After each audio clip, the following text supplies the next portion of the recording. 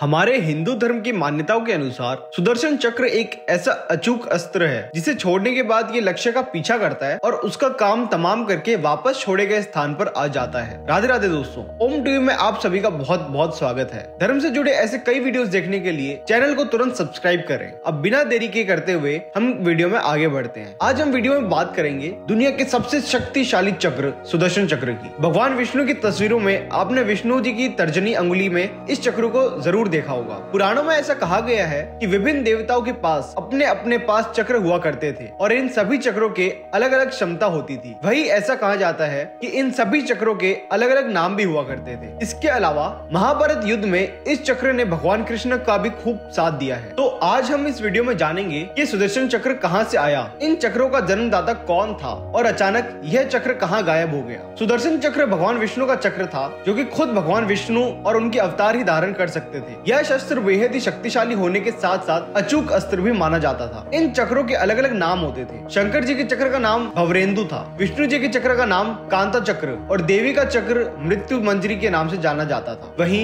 यह सुदर्शन चक्र श्री कृष्ण के नाम के साथ अभिन्न रूप से जुड़ा हुआ है। आपको जानकर हैरानी होगी कि सुदर्शन चक्र आजकल के रॉकेट मिसाइल इनकी तरह कोई एक बटन दबाकर नहीं बल्कि भगवान विष्णु के मन की बात सुनकर उनकी आज्ञा मानता था। ब्रह्मास्त्र की तरह सुदर्शन चक्र भी अचूक था, लेकिन यह ब्रह्मास्त्र की तरह विध्वंसक नहीं था। इसका प्रयोग अति आवश्यक होने पर ही किया जाता था, क्योंकि एक बार छोड़े जाने पर यह दुश्मन को खत्म करके ही वापस आता था। महाभारत में श्री कृष्ण ने आखिरी बार इस शस्त्र का इस्तेमाल किया था। उसके बाद से ये शस्त्र कहाँ गया इसका कोई जिक्र नहीं मिलता है। वीडियो में अंत तक बने रहिए क्योंकि हम आपको बताएंगे कि आखिर यह सुदर्शन चक्र गया कहाँ। इससे पहले आपको बता दें कि आखिरकार ये सुदर्शन चक्र दिखता कैसा था। वैसे तो यह चक्र गोल है, लेकिन पुराणों में इस चक्र की आकृति को लेकर अलग अलग वर्णन मिलता है। यह चक्र चांदी की शलाकाओं से निर्मित था। इस चक्र के ऊपरी और निचली सतहों पर लोहे के शूल लगे हुए थे। ऋग्वेद के अनुसार यह एक गोल चक्र है। इसमें 108 नुकीले ब्लेड्स हैं। वहीं वामन पुराण के मुताबिक इस चक्र का केंद्र वज्र से बना है, जिसमें 12 तिलियां हैं। वहीं इसमें 6 नाभि है। कहा जाता है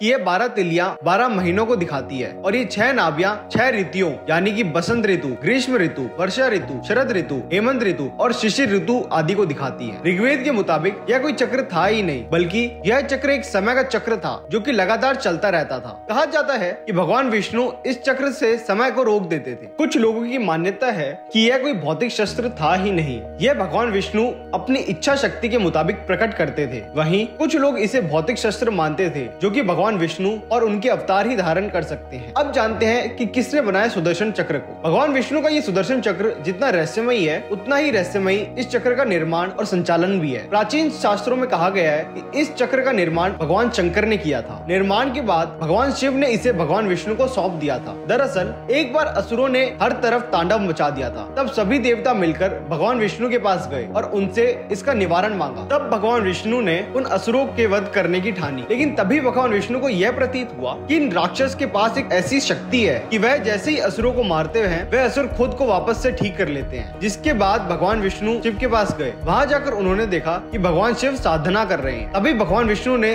शिव की तपस्या शुरू की, जिससे शिव भगवान विष्णु की आवाज सुन सके। उन्होंने कई सालों तक भगवान शिव की उपासना की। भगवान विष्णु के इस लगाव और भक्ति को देखकर भगवान शिव प्रकट हुए और उन्होंने भगवान विष्णु को एक सुदर्शन चक्र दिया जो कि बेहद शक्तिशाली था और एक ही बार में दुश्मनों का सर धड़ से अलग कर देता था। वहीं पुराणों के मुताबिक इस चक्र का निर्माण विश्वकर्मा जी ने किया था। ऐसा कहा जाता है कि भगवान विश्वकर्मा ने सूरज की तेज से चक्र, त्रिशूल और पुष्पक विमान बनाया था। वहीं वाल्मीकि रामायण में इसका वर्णन कुछ और मिलता है, जिसके अनुसार भगवान विष्णु ने चक्रवन नाम से एक विशाल पहाड़ पर हायग्रीव नाम के एक राक्षस को मारकर उससे भगवान विश्वकर्मा द्वारा बनाए गए इस चक्र को छीन लिया था ताकि इसका गलत इस्तेमाल ना हो सके। लेकिन इस कथा को सत्य मानना थोड़ा मुश्किल है, क्योंकि पौराणिक कथाओं में यह वर्णन है कि भगवान विष्णु और उनके अवतार इनके अलावा और कोई भी इसे चलाने की विधि नहीं जानता था। इसके अलावा लोगों को यह भी लगता है कि भगवान विष्णु ने इस चक्र को खुद ही पैदा किया था, क्योंकि वह खुद को चक्रधारी मानते थे। चलिए अब वीडियो में आगे बढ़ते हैं और अब बात करते हैं कि आखिरकार ये सुदर्शन चक्र आखिर कहाँ है। जैसा कि आप सभी जानते होंगे कि भगवान विष्णु के अवतार श्री कृष्ण के पास महाभारत में यह चक्र आखिरी बार देखा गया था। बता दें, श्री कृष्ण भगवान विष्णु के आखिरी अवतार हैं। भविष्य पुराण में इस बात का वर्णन है कि जब श्री कृष्ण ने अपना देह त्यागा तब यह चक्र धरती में उनके साथ समा गया। ऐसा कहा गया है कि कलयुग में जब अपराध बढ़ जाएगा तो भगवान विष्णु